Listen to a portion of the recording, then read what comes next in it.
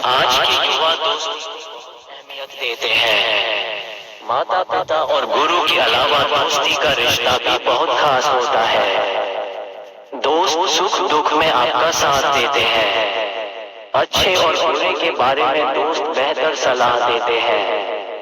हालांकि दोस्ती भारतीय परंपरा में नई बात नहीं है।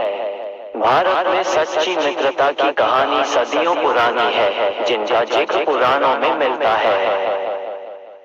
दोस्ती का जिक्र आता है तो उदाहरण भगवान श्री कृष्ण और सुदामा का दिया जाता है। कृष्ण एक राजा थे और सुदामा एक गरीब ब्राह्मण। फिर भी कृष्ण और सुदामा की दोस्ती एक मिसाल है। कृष्ण और सुदामा की दोस्ती के कई किस्से आपने सुने होंगे। जैसे गरीब सुदामा कृष्ण से मिलने उनके महल पहुंचे थे तो वह भगवान कृष्ण के लिए महज 3 मुट्ठी चावल लेकर गए थे।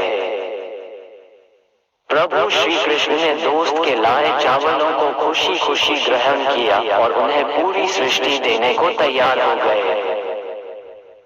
एक राजा होते हुए भी कृष्ण सुदामा को अपने महल लाए, खुद उनके पैर धोए, सुदामा के पैरों में चुभे कांटों को देख रोने लगे। ये सारी कहानियां बचपन से बच्चों को दादी नानी सुनाती आ रही है। पुराणों में इन कहानियों को सच बताया गया है। लेकिन क्या आपको पता है कि नटखट नंद गोपाल की दोस्ती एक साधारण से ब्राह्मण बालक सुदामा से कैसे हो गई? कृष्ण और सुदामा की पहली बार कब और कहां मुलाकात हुई? बालपन में कन्हैया को दीक्षा दिलाने के लिए माता यशोदा और बाबा नंद ऋषि के आश्रम में छोड़ आए थे। जब कान्हा शिक्षा ग्रहण करने के लिए आश्रम आए तो उनकी मुलाकात सुदामा से हुई। आश्रम में जात पात अमीर गरीब का अंतर नहीं होता। राज परिवार में जन्मे कन्हैया की दोस्ती ब्राह्मण परिवार में पैदा हुए सुदामा से हो गई। वक्त के साथ ये मित्रता इतनी घनिष्ठ हो गई कि पूरी दुनिया में कृष्ण सुदामा की दोस्ती का गुणगान किया जाता है। शिक्षा दीक्षा पूरी होने के बाद भगवान कृष्ण राजा बन गए और सुदामा अधिक गरीब और बुरी आर्थिक स्थिति में आ गए। भगवान श्री कृष्ण के पहले गुरु ऋषि संदीपनी थे। ऋषि संदीपनी का आश्रम मध्य प्रदेश के उज्जैन अवंतिका में था। श्री कृष्ण के साथ ही उनके बड़े भाई बलराम और सुदामा ने भी ऋषि संदीपनी के आश्रम में शिक्षा दीक्षा ली थी। आश्रम में श्री कृष्ण ने वेद और योग की शिक्षा के साथ 64 कलाओं की शिक्षा ली थी। ऋषि संदीपनी के आश्रम में ही सुदामा से कृष्ण जी की दोस्ती हुई थी।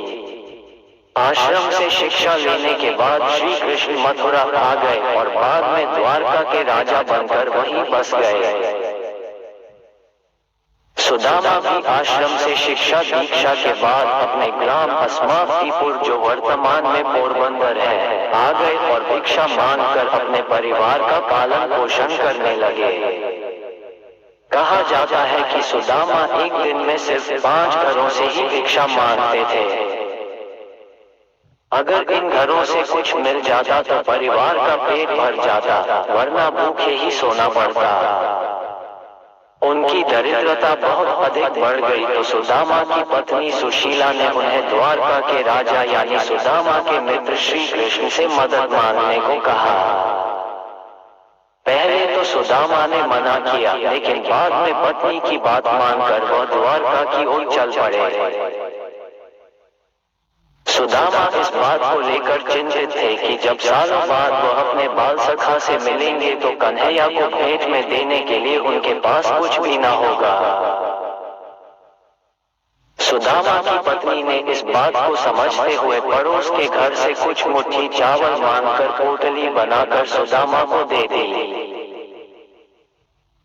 जब वह नंगे पग और तन ढकने के लिए पति धोती पहन कृष्ण के महल के सामने आए और द्वारपाल से कहा कि वह कृष्ण के मित्र है, तो हर कोई उन पर हंसने लगा। लेकिन सुदामा ने द्वारपाल से श्री कृष्ण के समक्ष उनका संदेश ले जाने की विनती की। जब द्वारपाल महाराज कृष्ण के पास पहुंचा और सारी बात बताई तो भगवान एक पल में समझ गए कि उनके बचपन का मित्र उनसे मिलने आया है। बिना मुकुट लगाए नंगे पैर सुदामा से मिलने पहुंचे और उन्हें देखकर गले लगा लिया। दो मित्र सालों बाद एक राजा और गरीब ब्राह्मण के रूप में एक दूसरे मिले, लेकिन उनके दिल में एक दूसरे के लिए असीम स्नेह था। कृष्ण सुदामा को अपने महल ले गए और उनके पैरों को खुद अपने हाथों से धोने लगे। नंगे पैर होने के कारण सुदामा के पैरों में कांटे चुभे थे। भगवान श्री कृष्ण ये देख रोने लगे।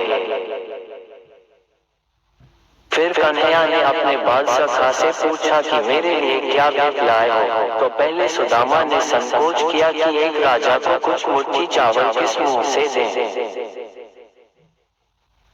लेकिन कृष्ण के हट करने पर उन्होंने चावल की पोटली कान्हा को पकड़ा दी।